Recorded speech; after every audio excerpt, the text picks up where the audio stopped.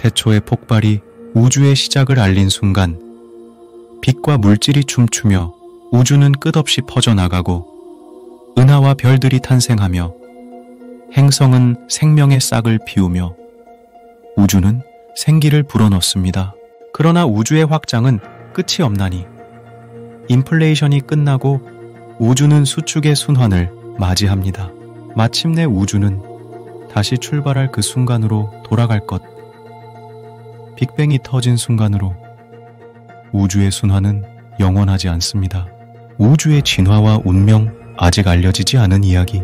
과학자들은 예측과 가설을 남기며 우주의 미래에 대한 의문을 남겨놓고 있습니다.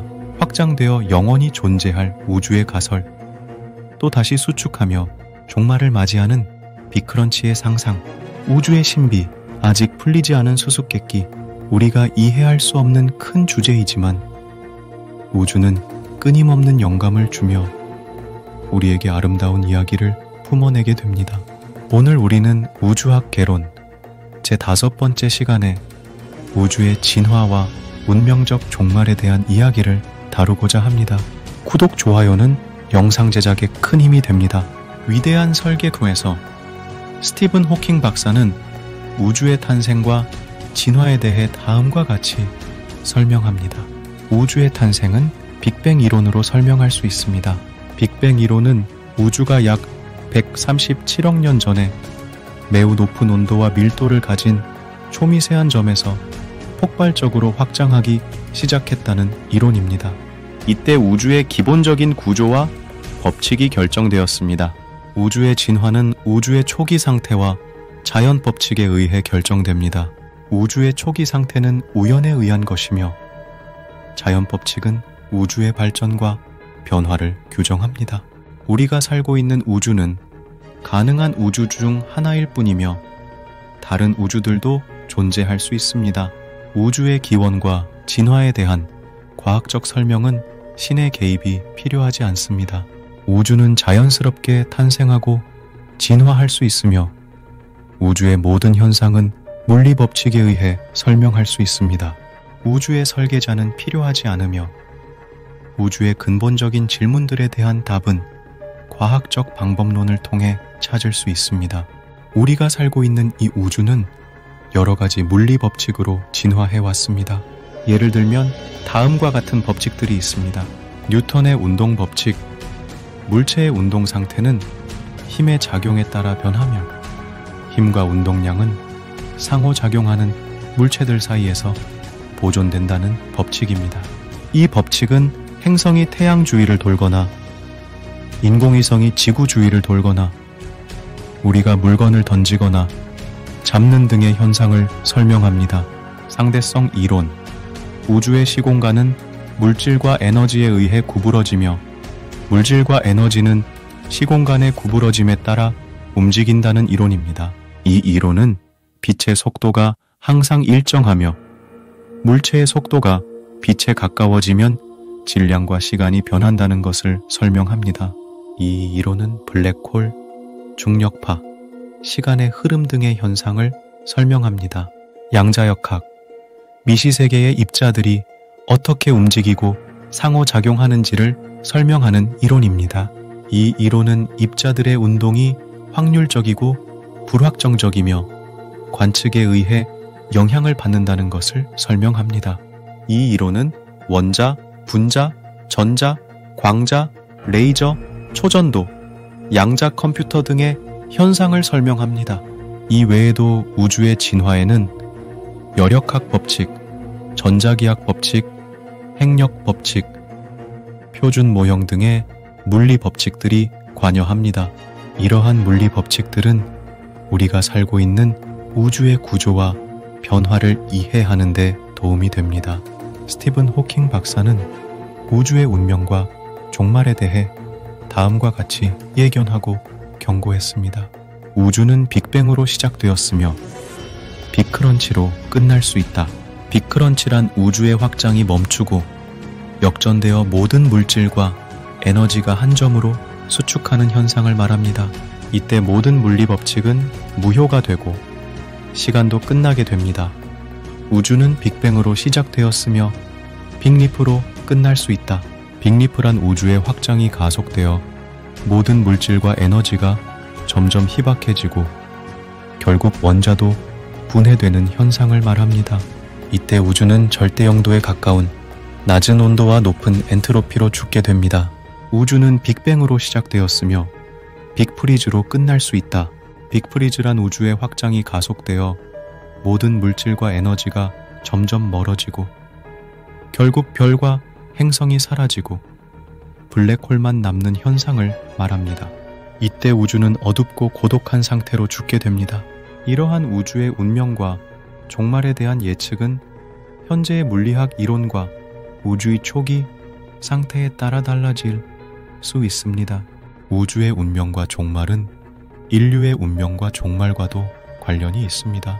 호킹 박사는 인류가 우주의 위기를 피하고 생존하기 위해서는 지구를 떠나 다른 행성이나 별에 거주할 수 있는 방법을 찾아야 한다고 주장했습니다.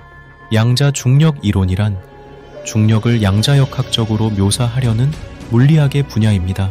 중력은 일반 상대성 이론으로 설명되는 우주의 대규모 구조와 현상에 관련된 힘입니다. 반면 양자역학은 원자나 입자와 같은 미시적인 스케일에서의 힘과 행동을 설명하는 이론입니다. 이 두 이론은 서로 다른 영역에서 매우 성공적이지만 둘을 통합하는 것은 매우 어려운 문제입니다.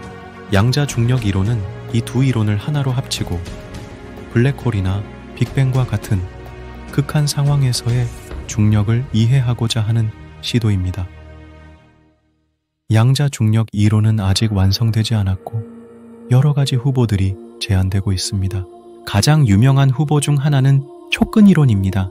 촉근 이론은 모든 물질과 힘을 1차원의 진동하는 끈으로 표현하는 이론입니다. 이 이론은 중력을 포함한 4가지 기본 힘을 하나의 틀로 통합하고 우주의 차원을 10개로 확장합니다. 다른 유명한 후보 중 하나는 루프 양자 중력 이론입니다. 루프 양자 중력 이론은 시공간을 이루는 가장 작은 단위를 루프라는 구조로 표현하는 이론입니다. 이 이론은 중력을 다른 힘과 분리하고 시공간의 연속성을 포기하며 플랑크 길이를 최소 길이로 삼습니다. 양자 중력 이론은 물리학의 근본적인 질문에 대한 답을 찾기 위한 중요한 연구 분야입니다. 하지만 이론의 수학적 복잡성과 실험적 검증의 어려움으로 인해 아직 많은 미스터리와 난제가 남아 있습니다. 양자 중력 이론의 발전은 우주의 기원과 구조, 블랙홀의 내부, 물리 법칙의 통일 등에 대한 더 깊은 이해를 가능하게 할 것입니다. 브레인 월드와 M 이론은 다중우주론의 한 형태로 촉근 이론에서 발전한 이론들입니다. 브레인 월드란 우리가 살고 있는 3차원의 우주가 높은 차원의 공간에 떠다니는 막 비라네이라고 보는 관점입니다.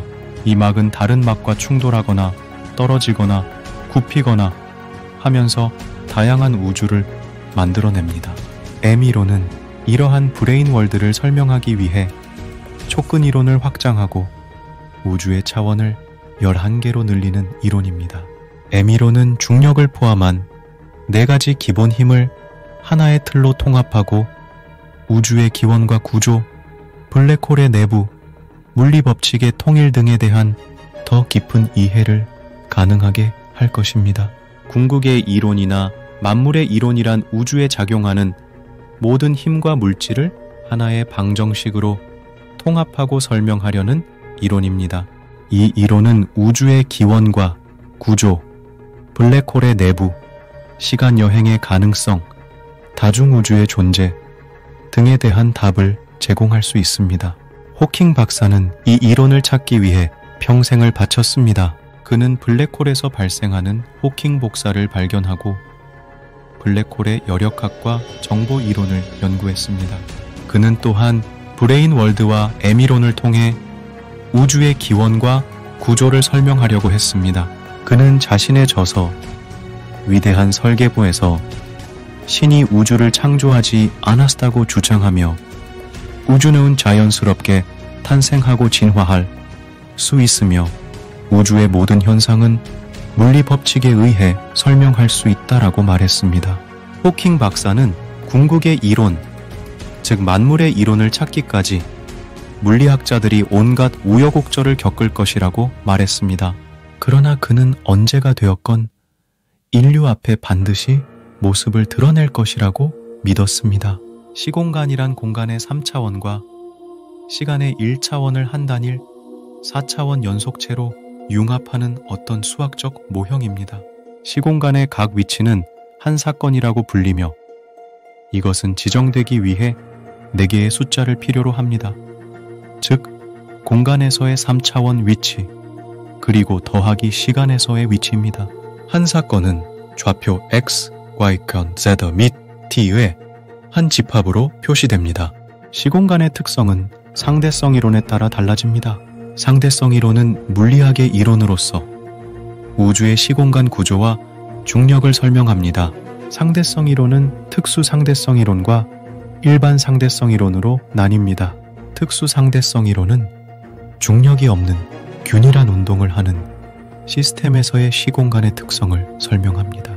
이 이론은 빛의 속도가 항상 일정하며 물체의 속도가 빛에 가까워지면 질량과 시간이 변한다는 것을 설명합니다. 이 이론은 시공간을 민코프스키 공간이라고 부르는 평평하고 유클리드적인 공간으로 가정합니다. 일반 상대성 이론은 중력이 있는 비균일한 운동을 하는 시스템에서의 시공간의 특성을 설명합니다. 이 이론은 우주의 시공간은 물질과 에너지에 의해 구부러지며 물질과 에너지는 시공간의 구부러짐에 따라 움직인다는 것을 설명합니다. 이 이론은 시공간을 리만 공간이라고 부르는 곡률이 있는 비유클리드적인 공간으로 가정합니다. 시공간의 양자적 특성은 양자역학의 관점에서 시간과 공간이 양자적인 특성을 가지는 것을 의미합니다. 양자역학은 물질과 에너지의 동작을 기술하는 물리 이론으로서 물리적인 시스템이 이산적인 양자 상태와 파동 입자, 이중성 등의 특성을 가짐을 설명합니다. 양자역학은 시공간의 연속성을 포기하고 플랑크 길이와 플랑크 시간을 최소 길이와 최소 시간으로 삼습니다. 양자역학은 시공간의 흔들림, 거품, 루프 등의 현상을 예측합니다. 이번에는 시공간의 특성에 대해 자세히 설명해 드렸습니다. 시공간은 물리학의 근본적인 개념으로서 우주의 구조와 변화를 이해하는 데 도움이 됩니다. 암흑 에너지는 우주의 가장 큰 규모로 영향을 미치는 알려지지 않은 에너지 형태입니다. 암흑 에너지의 존재는 1998년에 우주의 팽창이 가속화되고 있다는 것을 발견한 초신성 관측에서 처음 제시되었습니다. 암흑 에너지는 음의 압력을 가지고 우주의 팽창을 가속화하는 힘으로 우주의 역사와 미래에 대한 새로운 시각을 제공합니다.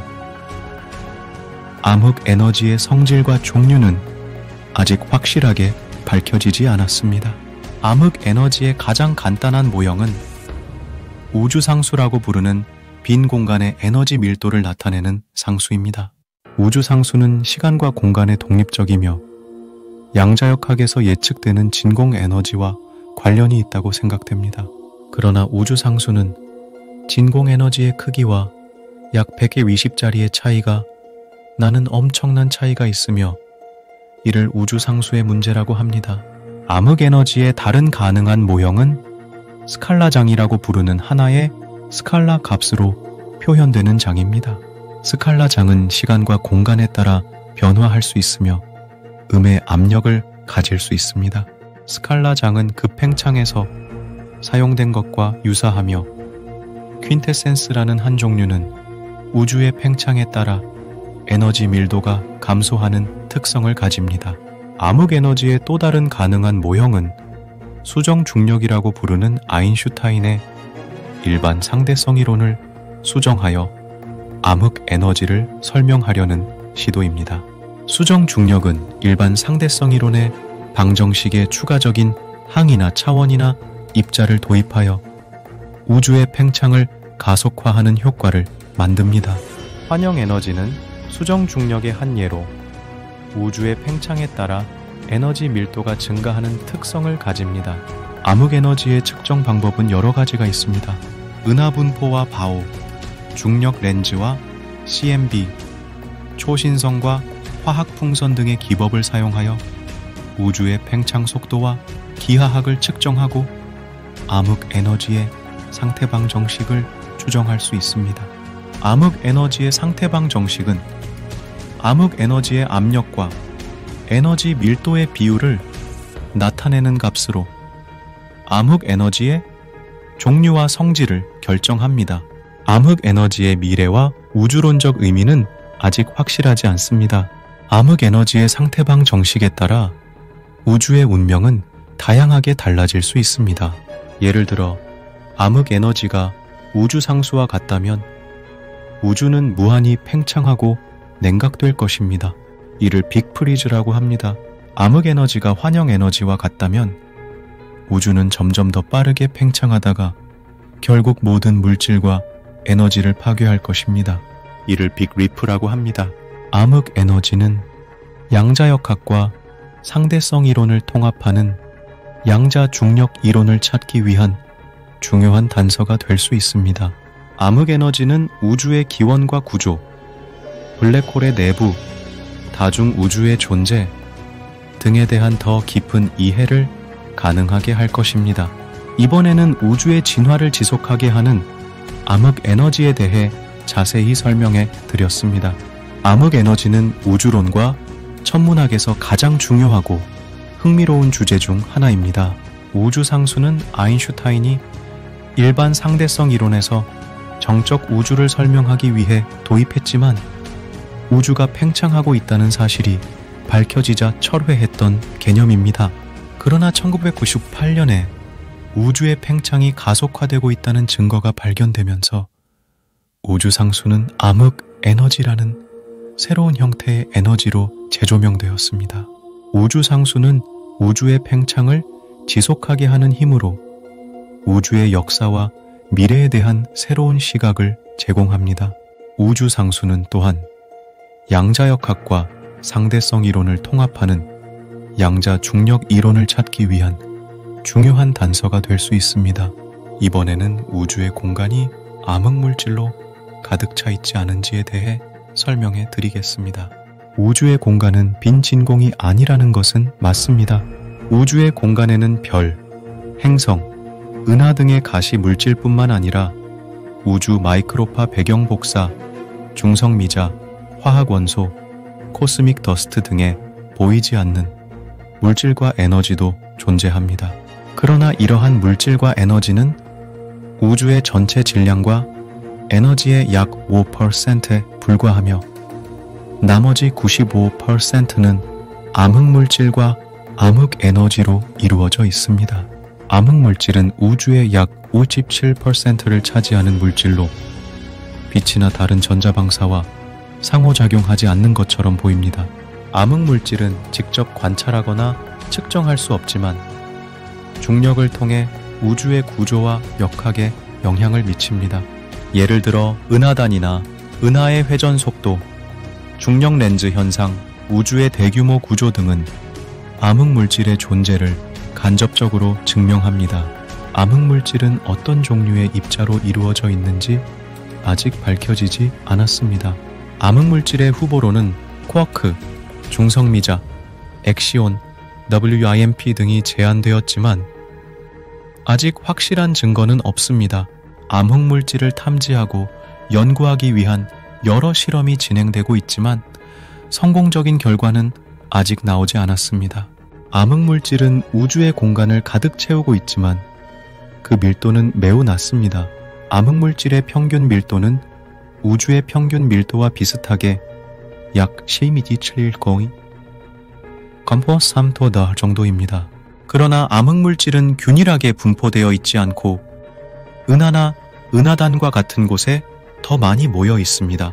암흑물질은 은하의 중심부보다 주변부에 더 많이 분포되어 있으며 은하의 질량의 대부분을 차지합니다.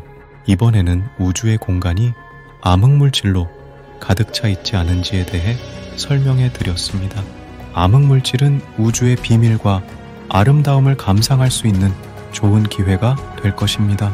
우주의 탄생은 빅뱅이라는 폭발로 시작되었고, 우주의 진화는 중력과 암흑물질, 암흑에너지의 힘으로 이루어졌다.